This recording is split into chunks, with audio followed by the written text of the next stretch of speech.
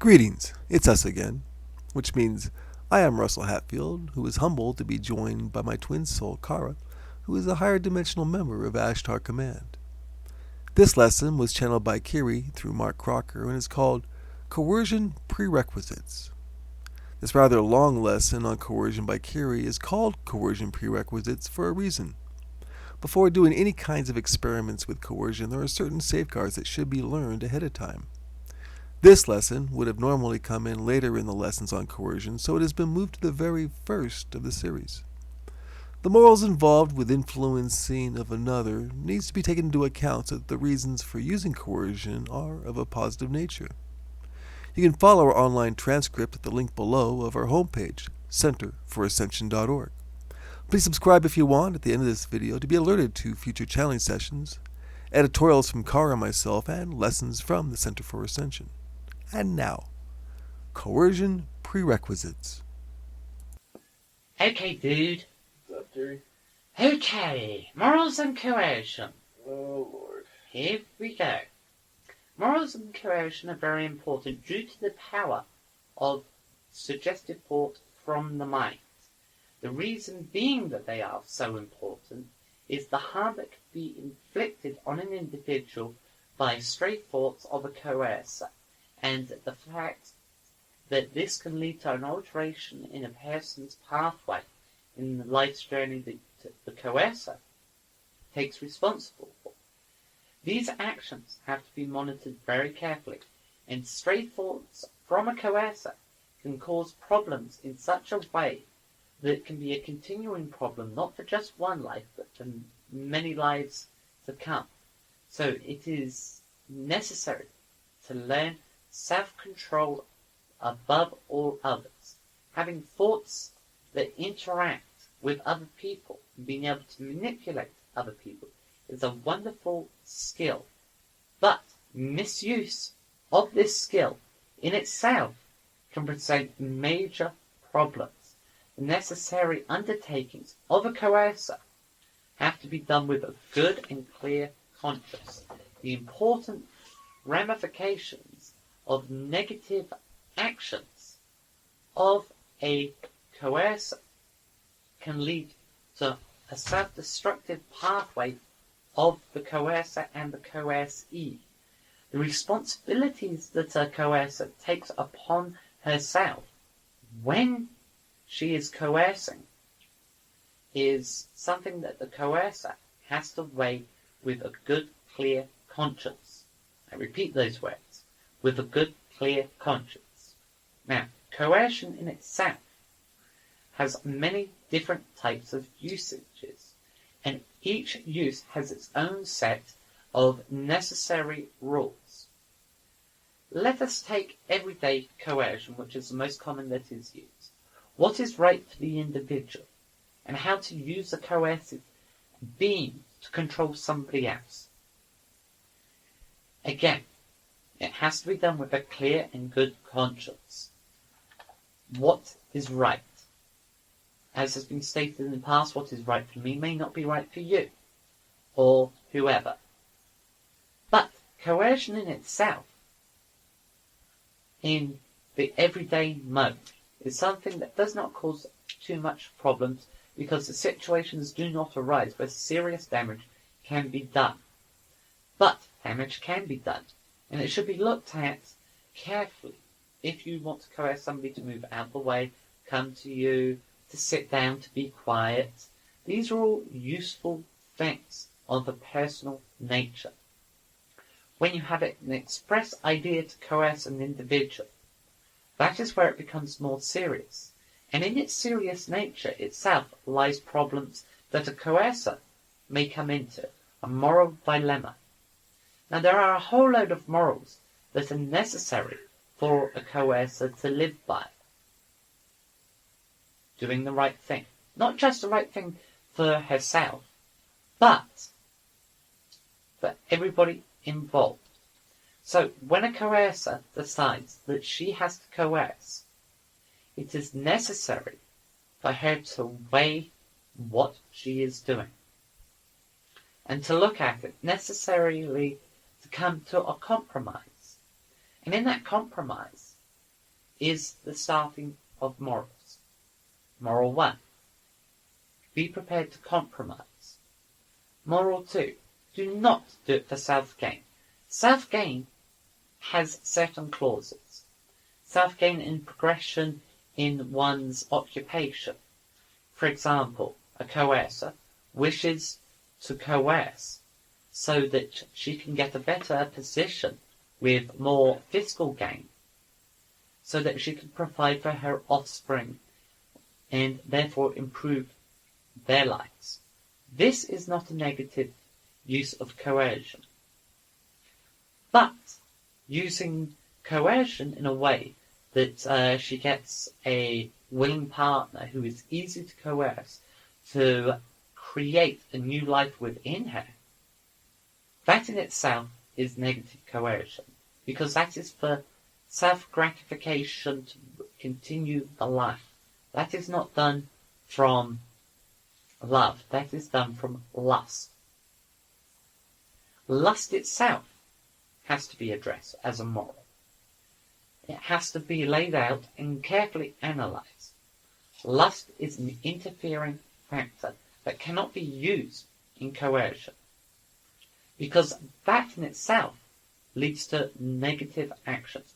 Once you start on that slippery path on using lust to judge your moral standards, lusting for wealth, lusting for somebody, lusting for a contented, self-centered lifestyle, these are all negative and should not be tried, because again, that affects the long outcome. Not just one life, but many lifetimes. Okay, moral number 3. Purity of heart. Nobody that I know has a 100% pure heart. But by using logic and understanding and reasoning, something can become pure in your opinion. This is important. Your opinion is the opinion that you must base your moral and coercive attempts upon. With the pure mind that you perceive that you have, then coercion becomes easier. Deciding and judging whether something is right, whether something is of good intent, whether something will benefit something. These are all subcategories of purity in coercion. Coercion in these functions serves as a useful everyday tool, but not everybody can be a good coercer. So if you're in doubt, do not coerce. Now, specific subjects to coerce. People of a destructive nature, I believe my sister has covered in great detail, people of destructive nature. But using coercion is a little bit like talk therapy. And again, it has to be done very carefully and cautiously.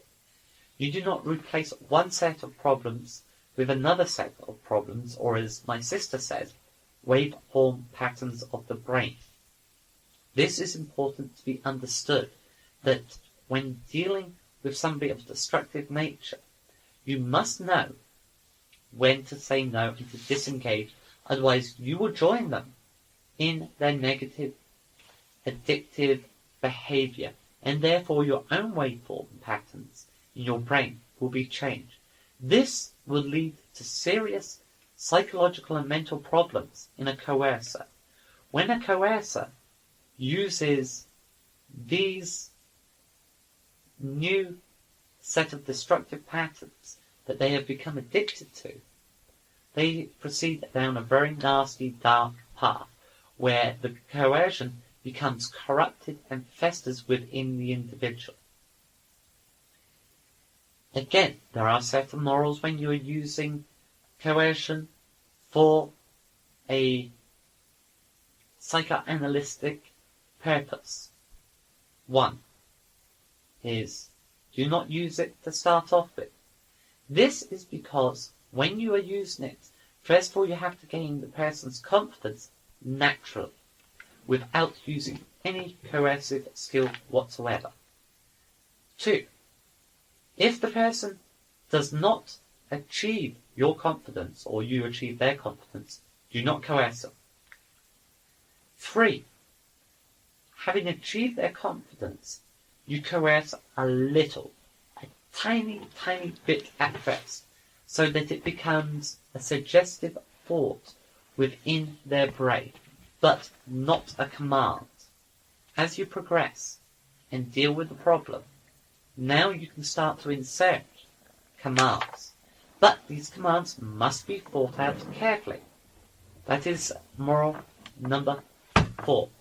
Think out your coercive commands carefully. When you have constructed a necessary framework upon which they can build their improvements, now you step back and watch your pupil or your patient develop for themselves. That is moral number 5. Learn when it is appropriate to disengage in a healing of a psychoanalytic nature. Having let them form new structures on the framework that you have given them, you can now start to help them to progress into a more secure way of thinking by constructing extensions to the framework that you have created. You have given them the opportunity to grow. That is moral number 6. Aiding in growing what is beneficial for them. Not for you, but what is beneficial for them to progress on their path. And in their progression, they will find that you are no longer a necessary tool, that you are somebody that is now a friend. That is rule number 7. Letting go. When the time is appropriate, let them go. Now, following coercive psychoanalysis, coercive healing, which is normally done in the presence of a healer. The healer does the healer's business, and the coercer opens up the mind to make it more receptive, to be able to aid in the healing. Aiding in the healing is very important. It speeds up the process. But it is also necessary for the coercer to understand the purposes and function of the healer. So, we have a moral here, moral dilemma. Is it appropriate for a coercer to know anything about healing? Oh, yes, it is. It is very important. That is why I'm not a coercive healer. It's because I do not understand healing, in my opinion, well enough to be able to aid in the healing process. But a coercer that knows nothing about healing can help to a certain extent by soothing the person's consciousness and subconsciousness and distracting them whilst the healer goes about their business. Humour in coercion. Coercion can be very humorous, actually. Not many people realise that a lot of fun can be had with good, positive coercion. Practical jokes are something that coercers enjoy tremendously. And in doing so, you again have to be careful of planting too deeply within the subconscious a set of commands. These have to be done very lightly on the surface, but I do not recommend that everybody goes around practicing coercive pranks. That is for the more adept and experienced coercers. I enjoy doing it myself quite a bit, actually, but that is a moot point.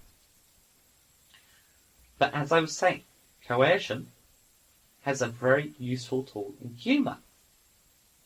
Being able to make somebody see that what they have done is extremely silly by making them look without their selves, so that they are seeing themselves from somebody else's point of view, makes them realise that some of the things that they have done are very silly and funny.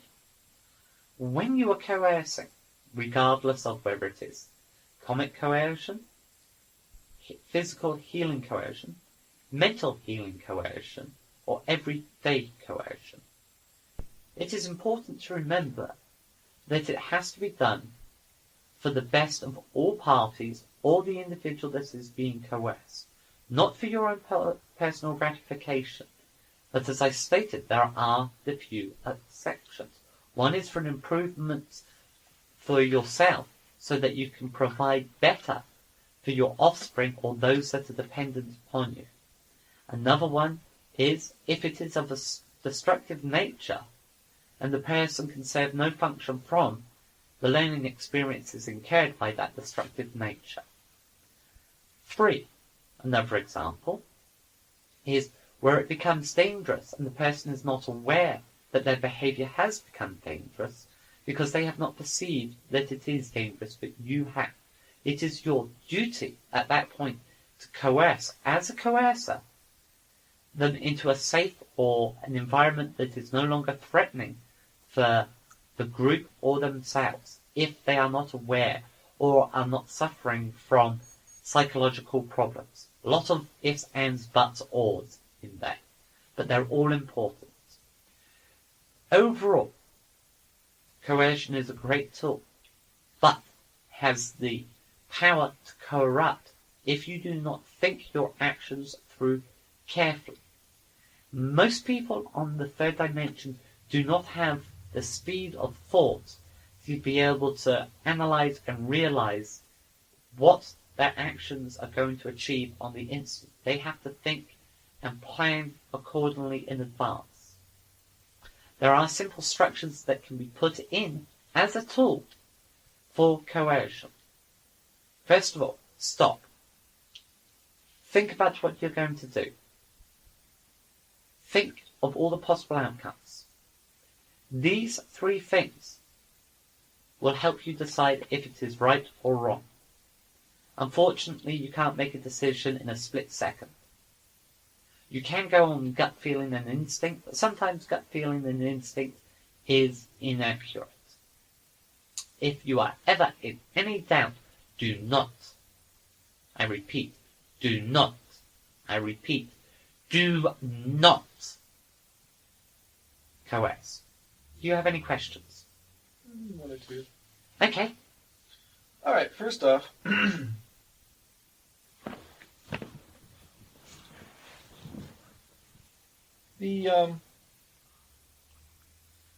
you're using negative coercion, okay, or for a negative purpose,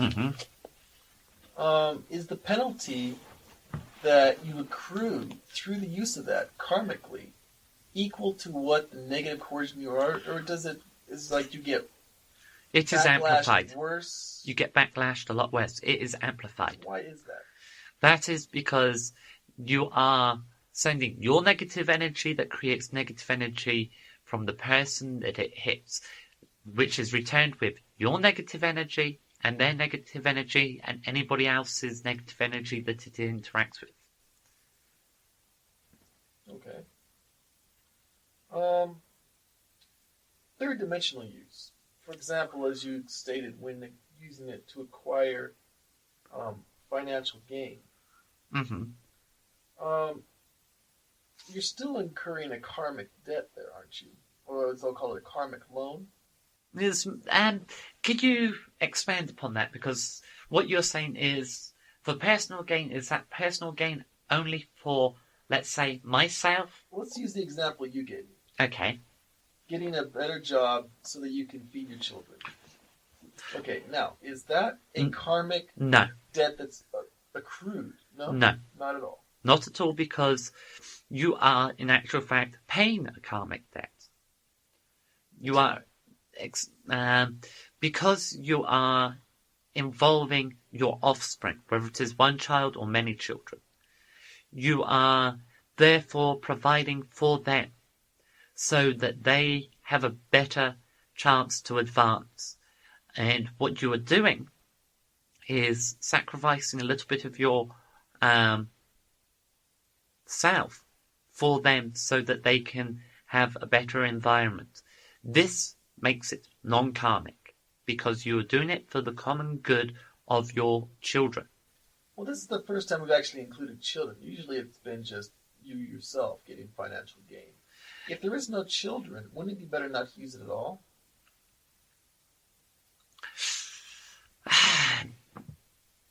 It depends on the set circumstances. There are so many different variables that could be interjected. We could sit here and analyze this one in itself indefinitely.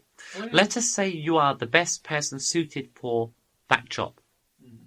And that you see that with you doing that particular function, you would improve the people that you're working for, you would improve their lifestyles, you would improve the growth of the organization you're working for, and the overall group, the people that are dependent upon them. Again, that is like having children. You are sacrificing yourself for others. That makes it good. When it is specifically for your own personal gain, and your own gain alone, so that you can accrue vast financial gains, then it becomes negative because it serves no other purpose than for yourself. However, if it is part of a long-term plan, that by making yourself fiscally stable, that you can settle down and find a bondmate who is willing for you to sacrifice yourself to continue this function so that they can raise the offspring or to be taken care of by you, then you are involving somebody that you are sacrificing for so that they can be better off themselves. I see. So essentially, if we look at it from a higher point of view, a higher dimensional point of view, we're actually the ones who are going to judge this in the long run. Correct. We're going to be able to look at it from the point of view after the fact, when we determine whether or not we did negatively or positively. Correct. So we'll have all these factors to add in at that point. Correct. So the time to just work with your intuition. Correct. It is something that when you are dealing with something like advancement within a organization, it is not now that you are thinking about, it is later. Thank you. Okay. Now, for when you're using it for healing purposes, I'll go on to that section you covered. Okay. In which you're working with patients or subjects. Now, the use of coercion will tend to bond these people to you. Okay, first of all, let's differentiate between mental healing and physical healing. Okay, which one are you talking about? Physical. Physical healing. I know very little about physical coercion. That's why I skipped over it very lightly. Okay, how about mental? Mental, yes, I know how to do that. Okay, now won't these tend to bond themselves to you?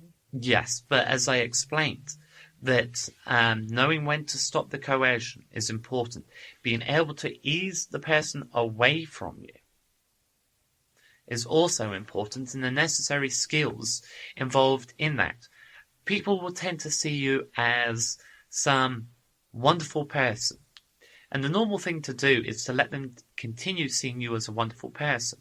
And when they find out that you are fallible and you do make mistakes, then your image will be tarnished, and they may even be disgusted and turn around and head straight back to their negative pathways.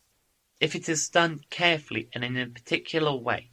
For example, let us say, let us take a fictional person. Say I heal somebody that has suicidal tendencies.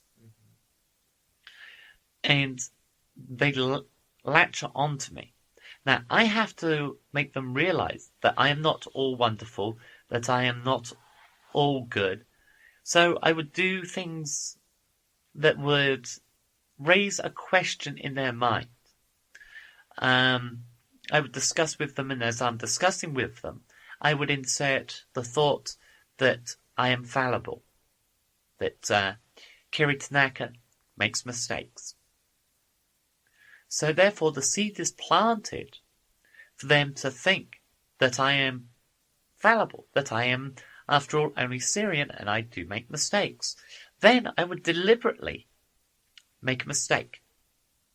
Just a small one. But I would wait a decent interval of maybe a few hours or a few days and make a mistake. And they would see that I make mistakes. And that would make them think.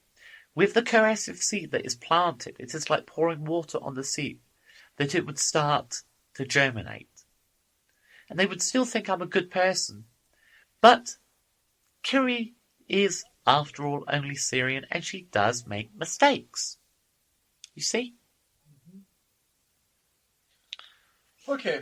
But it has to be thought out from beginning to end, from the start of the mental healing to the end of the mental healing. It has to be thought out bit by bit by bit. All right, this takes us to my last and most important question of them all. In six-dimensional, especially on Sirius, you have schools that teach coercion, that teach all the basics that you just went over. We don't have anything like that down here. Well, can we start something like that down here? If we're, like, for example, like with the web, this is going out to people all over the world. Correct. Well, how about people start schools of coercion? Yeah, it's something that I can't interject. I cannot say what will work down there. I only know what works on Sirius and what worked in the past. Right. So therefore, I can't say, go ahead, create schools. Oh, I know, but I mean, it would seem to make the most logical sense that we put in the theory into an actual hands-on... Well, there actually are a set of educational facilities that do handle coercion, or rather, they set up the morals to handle coercion. And these are religious educational facilities that teach good morals. Unfortunately, most of them are aimed towards making priestesses and priests. But these things can apply. Right. That the morals of being pure of heart and good and so on, and thinking things through, are there already. It is just a matter of being able to spread them and to be able to get everybody to follow those positive thoughts and to achieve that goal. Okay. It's fine with me. It just seems a little bit of a shaky institution to be teaching coercion through. They don't call it coercion. No, they don't. And so you're not really learning the basics of how to deal with coercion. No, you're not. But indirectly, you are. Because it teaches the moral structure. I will admit, I'm very playful. I enjoy making love tremendously. But I do have very strong morals. I will not do anything that will harm anybody. That would, I think, fall under thou shalt not kill. I will not use coercion to cheat. I will not use coercion to take somebody away from their bondmate. Thou shalt not cover thy neighbour's husband. I will not use coercion to cause destruction. Thou shalt not kill. I will not use coercion to get somebody under my sway to do my bidding, whatever that is. Thou shalt not steal. You see? Yeah. I understand that. It's just we have those same principles we learn in Sunday school. But it's the principles that are useful. You can take the Ten Commandments and use them in a way that is a good moral tool on making the correct decisions for coercion. And by wording them carefully and slightly differently, you can lay down 10 laws of coercion. They are not suggestions, they are things that you obey.